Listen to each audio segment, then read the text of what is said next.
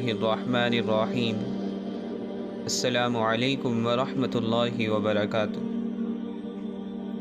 دوستو، سیدنا ابو ہریرہ رضی اللہ عنہ سے مروی ہے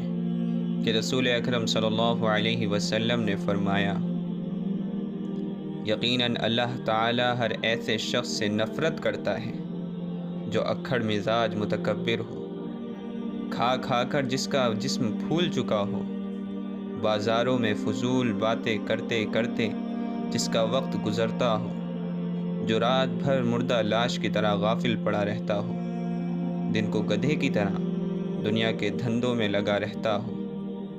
دنیا کا تو خوب علم رکھتا ہو مگر آخرت کے معاملے میں بالکل جاہل ہو۔ دوستو، اگر ہم اپنے آس پاس کے لوگوں پر نظر ڈالیں گے تو اس طرح کے لوگوں کی ہمیں بے شمار مثالیں مل جائیں گی۔ ایسے لوگ جو دنیا کے ہر معاملے میں سب سے آگے رہتے ہیں اور ہر دنیاوی معاملے میں ان کو کافی علم ہوتا ہے، لوگوں میں اپنے آپ کو اپنے علم کی وجہ سے برتر سمجھتے ہیں، لیکن دین کے معاملے میں جب ان کی ضرورت پڑتی ہے تو اپنا منہ چھپاتے پھرتے ہیں۔ اگر کسی کے جنازے کی نماز میں شرکت کا موقع پڑتا ہے تو دور جا کر کھڑے ہو جاتے ہیں۔ مسجد میں اذان دینے کے لیے مؤذن موجود نہ ہو اور ان صاحب سے کوئی اذان دینے کو کہہ دے تو پسینے چھوٹ جاتے ہیں۔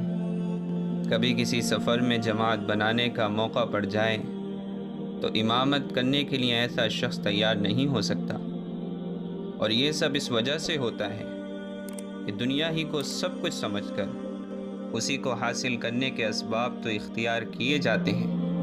لیکن آخرت کی ایسے لوگوں کی نظروں میں وہ اہمیت ہی نہیں ہوتی